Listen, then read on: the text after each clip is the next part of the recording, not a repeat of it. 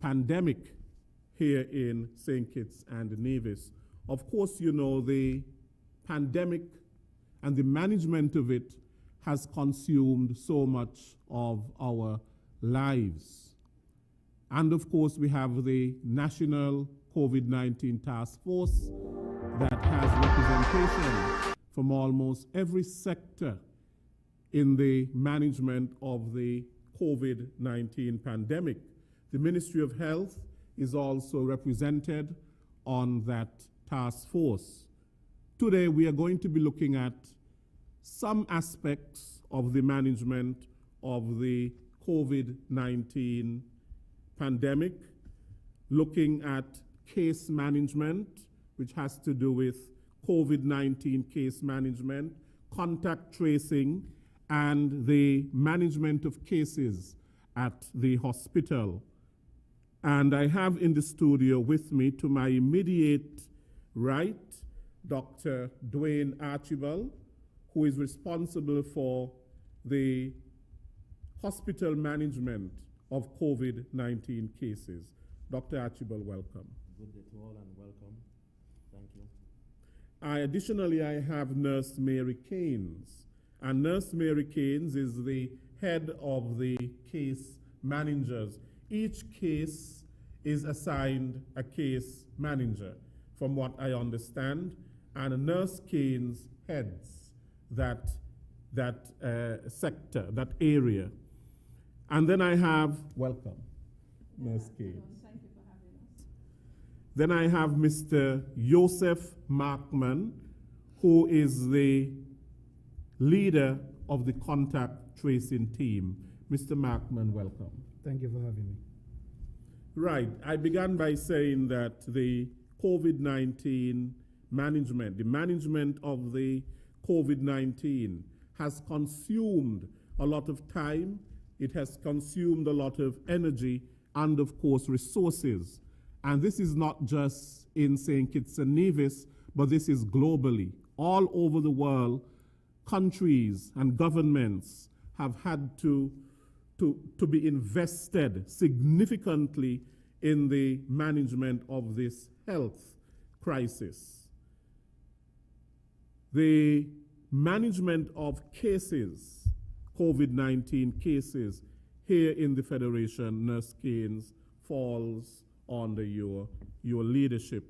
Now, could you tell us the roles and responsibilities of case managers? What does a case manager do? What is the role? And what is the responsibility of a case manager? Okay, good afternoon again. So first, let us define who do we consider as cases. And these are persons with laboratory confirmation PCR of a COVID-19 infection, irrespective of their clinical signs and symptoms. Now, once that has been identified, the cases are then, the persons are then entered into the MX file and are assigned case managers. And you ask, who are case managers and what are our responsibilities? We are persons, retired nurses, and active nurses, both from the institution and the community nursing service, who provides virtual support for persons tested positive for the COVID-19 virus.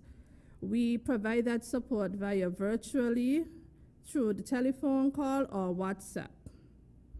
And case managers, there are 11 case managers currently serving or providing support for persons for about 40 active cases each at the current moment.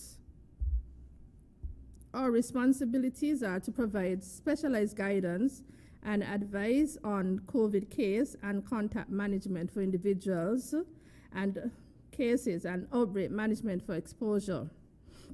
We gather information on the cases in their workplace and at home or the non-workplace settings.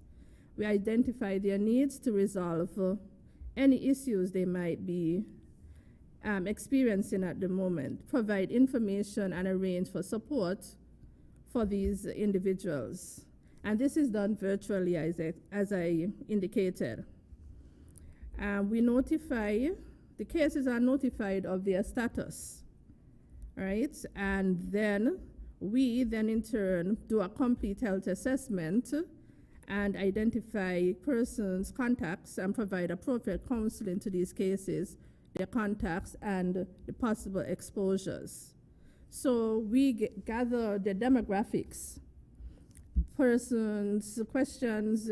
We try to ascertain information in regards to comorbidity. Do you have any underlying medical conditions? What medication, treatment you might be taking?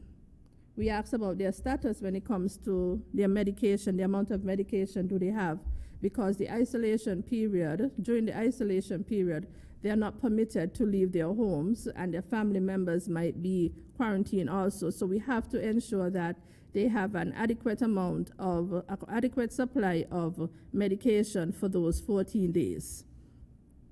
We also ascertain the family members, persons who are in the home. We need to know about the other members at home. Are they asymptomatic or symptomatic? If they need any medical support. And we have a team of doctors that support us in terms of providing that additional support virtually for cases. We also help assist in terms of isolation. Persons are encouraged to isolate at home in their homes.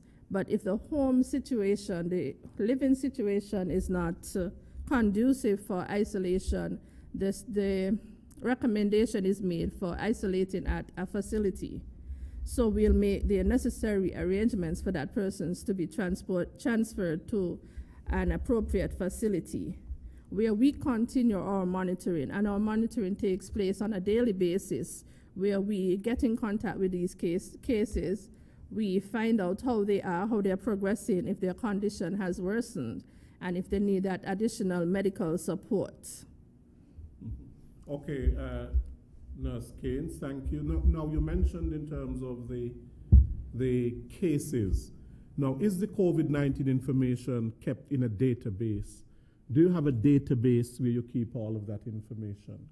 For example, in terms of the cases, the positive cases, the demographics, as you mentioned, the biographical data, and all of that. Is that stored in a database?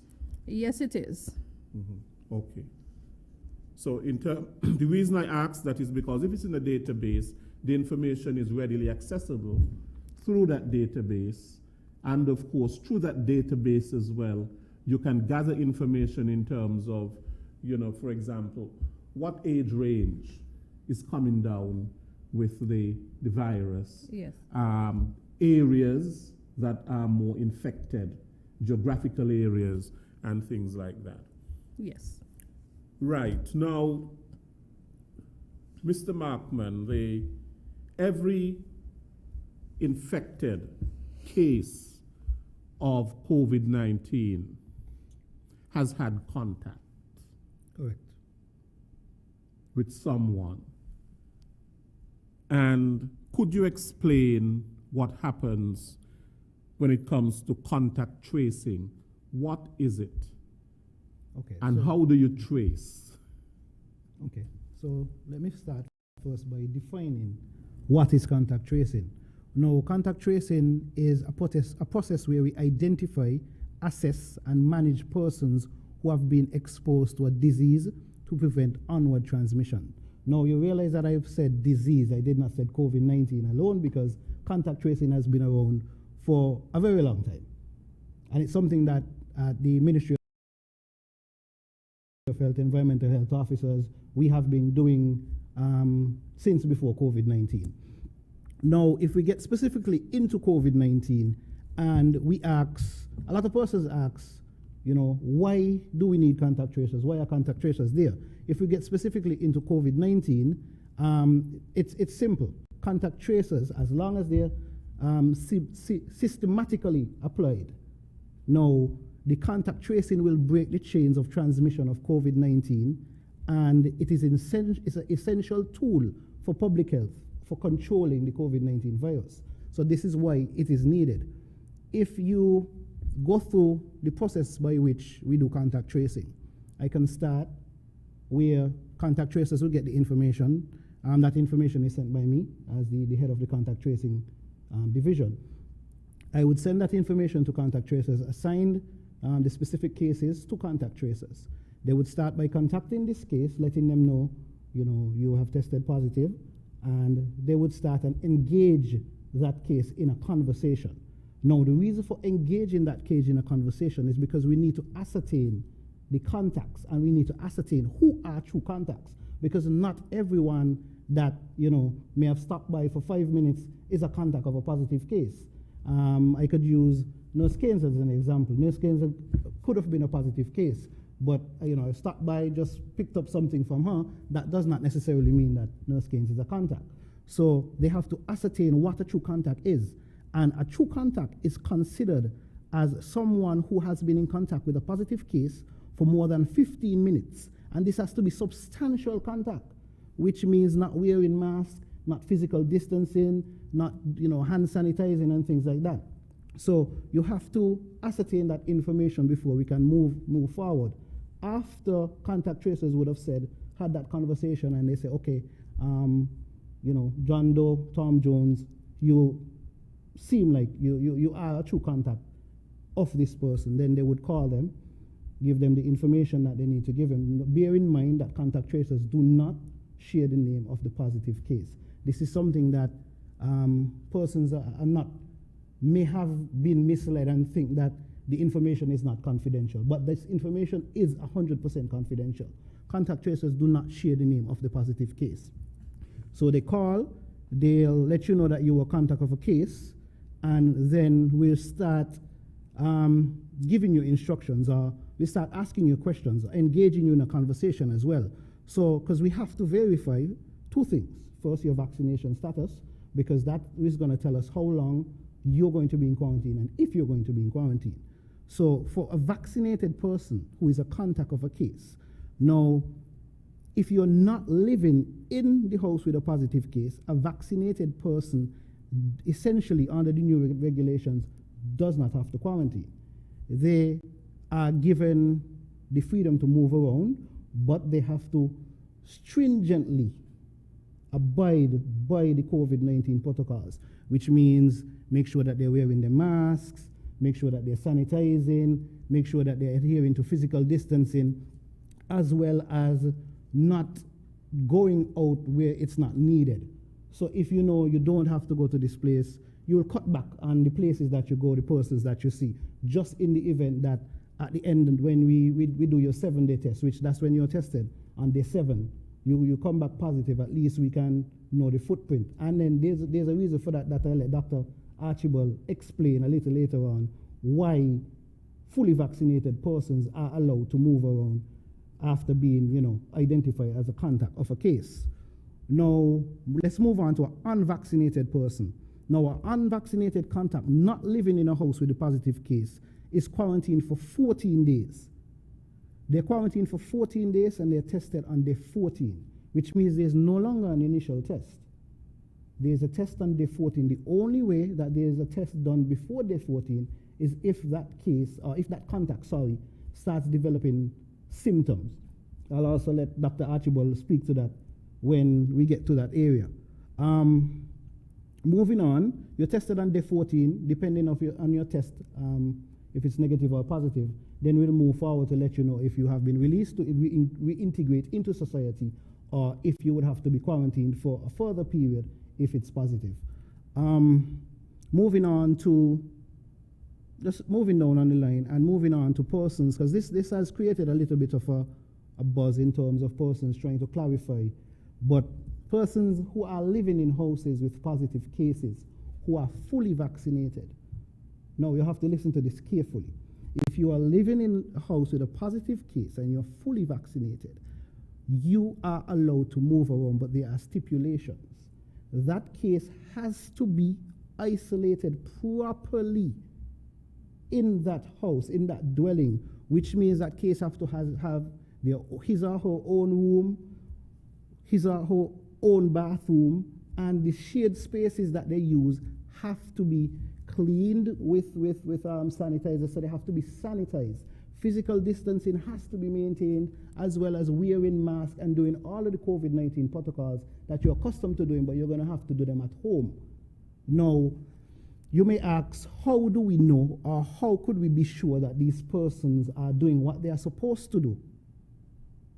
That's where the case managers come in. So case managers would monitor, they would assess the situation, they would speak to individuals, and they would have a clearer picture of what is going on at home. If for event the case manager may feel like, hey, this person is not being very truthful, they don't sound like they're being truthful, there are special units that we have that we would deploy to that area to check and make sure that the living situation is as it is said it is.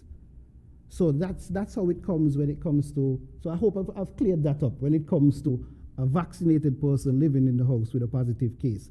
Now, the unvaccinated person living in the house with a positive case is straightforward. You have to quarantine for the time until that case recovers. You would be tested on day 14, which is the retest time for a positive person with COVID-19. So you would be retested on day 14 along with that case, and as long as everyone is negative, then that's when you'll get your clearance to reintegrate. I hope I've touched on everything. If I've left anything out, you can feel free to ask. Right. So the contact tracing process begins with the positive case of someone. Correct. Now, in order for you to trace, you must interview that positive case. Correct. To find out who their contacts would have been. Now, that depends on the honesty, of course, of the individual, so that you can rely on the information and so on. Now, do you think that your contact tracing has been effective in that regard? No, I wouldn't say think. I know that it has been effective, because if you look at the statistics, you look at the numbers, you can see that other places that have not employed this stringent contact tracing that we have done, the numbers are way higher than us. So you can look at the numbers and you can see that the contact tracing has been working. Some might say, oh, the numbers went up a little higher, but they're coming back down, which means that contact tracing is and will always work. So you have data. It is data proven. It is. That the contact tracing has been effective. It is. It is. It is. We have data. It is. Okay. Right. Now, you mentioned in terms of the facilities, of a home, for example, people having their own bathrooms. You mentioned in terms of their own rooms and things like that. If a vaccinated person lives in that house, now the person who is positive must be in isolation, must have their own bathroom, and must have his or her own room. Correct. Now, what if that is not the case? What is the alternative? So the Who alternative moves? The vaccinated or? Usually in situations like that, when the case manager would ascertain, well, okay, the living situation for this person is not conducive to, one, curbing the spread of the virus, or two, for allowing the vaccinated person to move around, then the case manager would make an assessment and they would make a recommendation to have this person, this positive case, moved to a facility. So we move the positive case, and then we do what we'll make the assessment from then after we move the positive case. Is it easier to move the positive case or the vaccinated case? I think it's Could easier you to ask the vaccinated case to move? Sure. Yeah, Let's talk about.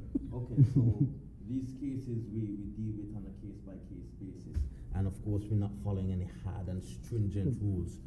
But there are times when it's best to move the vaccinated case, because the case managers assess the situation, and sometimes we have times when they're non-vaccinated, there's a positive, and we're unsure the status, the COVID status of the unvaccinated. So with that unsurety, it's best to move the vaccinated one. We of course have to check the status of everybody in that house first. And after that comes back, then we can decide whether we move the vaccinated one or not. But it's not always the case where we move the positive case. Okay, thank you for that clarification, Dr. Archibald. Now, you are responsible, Dr. Archibald, for the management of the COVID-19 cases at the hospital. And first, I want you to tell me how many cases do we have at the hospital, and when would it be deemed fit for somebody to be admitted to the hospital? What is it that you look for to say, well, look, this person should be admitted to the COVID ward or the wing at the hospital? And what happens when a person with symptoms presents to the hospital? Okay, good afternoon again, everyone. From the inception of the COVID pandemic, we've recognized that we cannot treat everyone the same, being that COVID-19 is highly infectious and we were unsure of what the presentation may be, if it may lead to a death or just some form of mild symptoms. Therefore, we divided accident and emergency into two different compartments. One compartment that we call the respiratory side, which is where we deal with the COVID-19, and the regular A&E. Now, I work on the respiratory side, and we see cases that come in daily, from a simple sniffle to persons that have difficulty breathing. Now, you pose a question in terms of who is admitted. The cases where we are sure that the symptoms would be life-threatening, we advise them to be admitted, and we admit them to the private ward, which is now deemed the COVID ward, where the internists manage these cases. If they need to go on ventilator, they go on ventilator. If they are extremely lethargic, we treat them based on the symptoms, because that's what we do with COVID-19. We treat based on the symptoms primarily. Basically, right, so those that come in with the sniffles, of course, they're suspected. We cannot know that they are COVID-19 cases unless they are tested with the RT-PCR, which is the gold standard test that we have down here. Of course, other tests coming on stream, but for now, the Federation of St. Kitts and Nevis is dealing with the RT-PCR. Now, these persons come in, we suspect, we ask, of course, interrogation, part of general medicine, we ask them what's happening, what symptoms are you presenting, how are you feeling, and based on that, we do the RT-PCR swab, the swab that everyone seems to run away from for some reason. Right, now, the results from these swabs tend to come back a bit like 24 to 72 hours we give. So based on the patient's symptoms, we might advise them and say, hey, we have done this test, we allow you to go home, but you will self-isolate, as Mr. Mattman pointed out. You will self-isolate yourself, you wear the mask, hand sanitize until you get that result, and we are sure where we will go from there. Of course, if they come up positive, that's where Nurse Keynes and her team would come into play. If they are negative, well, they go along with their merry lives. If the symptoms, however, are so harsh that they require some form of admission, despite the fact that we don't have the positive test, they are admitted. However, this is a tricky situation right here, and we have identified that where we clinically see COVID-19 patients, COVID-19 symptoms, but we don't have a positive test, so therefore we admit these patients to what we call isolation room. Now, the isolation room is separate from the private ward, which having the defined positive tests from the patients. So we have to deal with them on, again, a case-by-case basis. And yeah, that's basically how we deal with it in the hospital. Now, you also asked how many patients are admitted. Currently in the private ward, there should be 9, right? I worked last night. Yeah, there should be 9.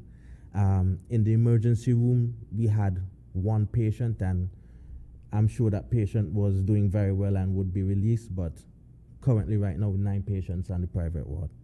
So are you saying that you are seeing less admission to the hospital and less patients presenting with symptoms to the hospital? Have you seen a drop? Correct. Recently, we have been seeing less patients come in presenting with symptoms that we would raise a red flag to say, yes, this seems like it's COVID-19.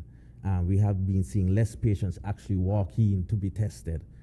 And I would like to believe that is because we are controlling the spread of the virus on the island. I would like to believe that. I mean, this model that we have adopted, it's working very well with the case managers and the contact tracing. I mean, I have many colleagues in St. Lucia, in Dominica, that don't have this privilege. I mean, family in these islands that get positive tests, and when you ask them about case managers, they have not a clue what I'm speaking about. There is no one following up with them and guiding them to exactly what's happening. So what Nurse Keynes is doing, I would commend her for that, her and her team, because persons are scared because they don't know what to expect most times.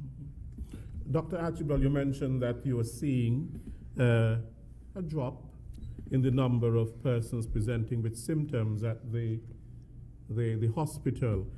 Could this possibly be that there are persons experiencing symptoms and who are not reporting to a doctor or a medical institution?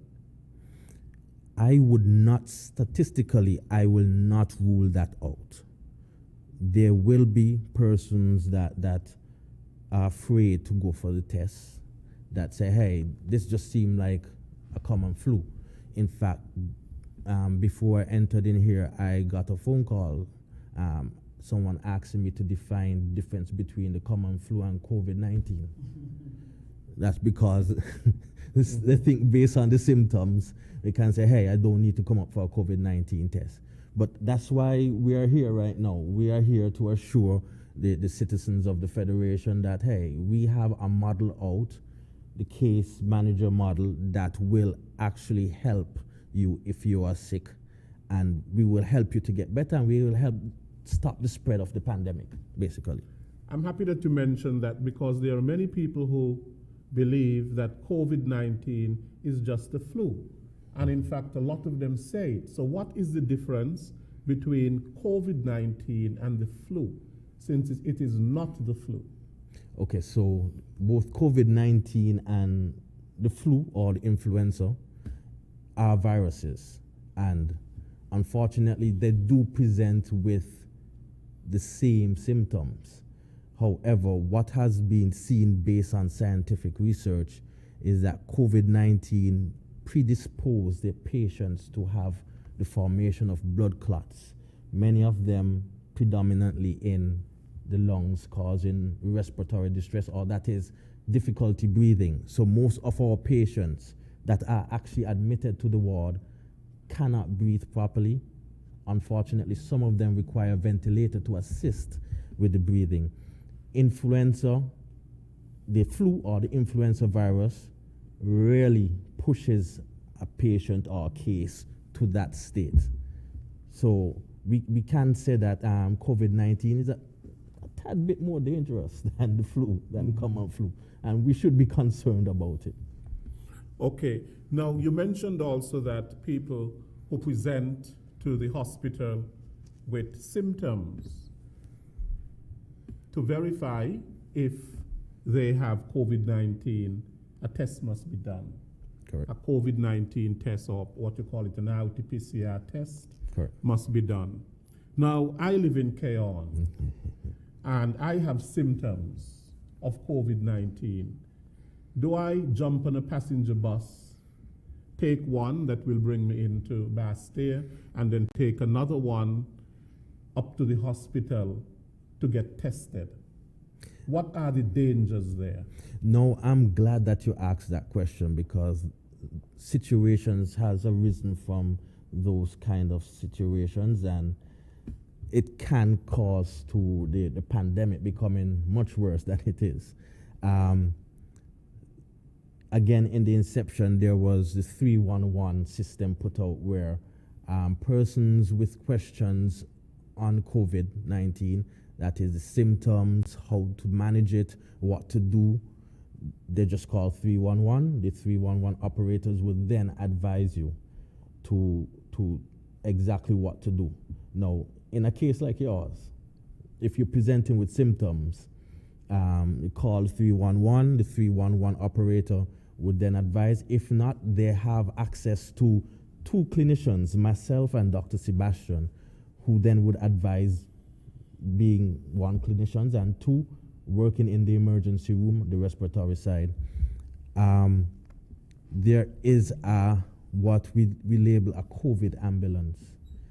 Ambulance retrofitted to deal with COVID patients, and the emergency medical staff that will be fit with PPEs, personal protective equipment, to deal with patients like these just in case that they are positive. So that is to say, in summary, the person would call 311. 311 would then advise them that, hey, you would need that ambulance, and then 311 would then ask the ambulance to go for these persons, of course sharing of phone numbers so they can coordinate exactly where the address is and how they can collect them. Then they bring them to the emergency room, where the physicians on the respiratory side will then manage the cases. Okay. Now, I suspect you mentioned, of course, the dangers of somebody taking a bus and coming to the hospital and things like that, because there are possible cases Correct. of COVID-19. They have the symptoms, but they are not sure. And while traveling to the hospital, they can infect others. Correct. And additionally, those persons who have symptoms and who do not present themselves to a doctor or for medical attention, they too can be spreading the virus. Correct. So what would be your advice to persons who have symptoms and who are not finding out what those symptoms can actually mean? There are some people who say, well, we can take some bush tea. The most famous one has been turmeric, garlic, and lemongrass. And ginger, sorry, right. First and foremost, I would always advise these people to seek some medical intervention, maybe to the emergency room, because someone is always there, if not the nurse, the doctor, the physician, and it's open 24/7. We are supposed to attend to you 24/7. Now, it has been our culture where every individual has a doctor on speed dial. So call your private physician, call your private practitioner, so that they can at least advise you to what to do. Of course, you have to practice the protocols that has been set in place, not only by the Federation, but from WHO. Face mask, hand sanitizer, and the social distancing. Try to avoid crowds, and what many people need to pay attention to is to consider persons around you, not only yourself, but consider persons around you that you can potentially get sick. Consider the breakdown of society if the majority of persons are sick. I mean, if you're not doing it for yourself, do it for others. So a lot has to do really with personal responsibility. and a person's sense of, that they have a responsibility to the community, Correct. not just to themselves, and in terms of, not wanting to transmit the virus to their neighbor, to those whom they come in contact with. Now, the results from tests, COVID-19 tests. Who is responsible for Nurse Keynes? Who is responsible for communicating those results to the person who has COVID-19? Positive, yes. Is it the case managers? The cases are notified of their results from a team from Mr. Markman's office. They are the ones who do the notification, and then we in turn get the names and contact numbers for those cases after. Then we make our contact. Okay. So when a person is notified of their result, then that is when they can leave the isolation phase. So you're talking about a negative result? A negative result. Correct. And they have to have 2 negative results from what I understand. No. So protocols have been adjusted, and it's only 1 negative result now after, testing positive for COVID-19, doing your 14 days quarantine isolation period, and if you have that negative test after the 14 days, then you are released. Now, I'm the person that's responsible for making those calls. So, along with Nurse Keynes, of course, and we release persons, we disseminate results as soon as we get results. Some persons may feel like, the results take a little long. There was an instance a few weeks back where we did have a bit of a backlog, and results were taking a little longer to get disseminated. But I want to say that that backlog is no more, none whatsoever. Results are being disseminated in 24 to 48, the longest I would say 72 hours. So there's no worry about that, no worry about backlog, no worry about not getting results in time anymore. So as soon as we get these results are disseminated to the persons to make sure that they know what their status is, if they're still positive, if they're negative, if they can go, or if they have to do a little more time in isolation. Mr. Markman, I think that you would appreciate what you mentioned a while ago, and the frustration and the anxiety and the anger and all of that many people felt by having these delayed results. The worst thing to have is people not being communicated to. Do you think that even though there was a delay in the results, that your communication strategy was sufficient? Do you think that it was helpful? The communication that we would have given communication to case managers, so they would have been armed with the information. Myself and my team as well would have been armed with the information. So we were constantly communicating with persons as well as we can. Now, as you can imagine, we had about 1,000 plus active cases at that point in time. Now, 1,000 plus active cases, multiply that by 4, because each active case would have at least 4 contacts in their household. Let's say, some persons might have to, but average 4 persons in their household. Now, imagine the team trying to communicate with everyone, and everyone still trying to call at the same time. You would have spoken to that person yesterday, they're still going to call today. And you try your best to understand what persons are going through. And myself, I've, for that week period, 2-week period, I did not sleep, because I was constantly up at 5 in the morning, going to sleep at 11, constantly on the phones,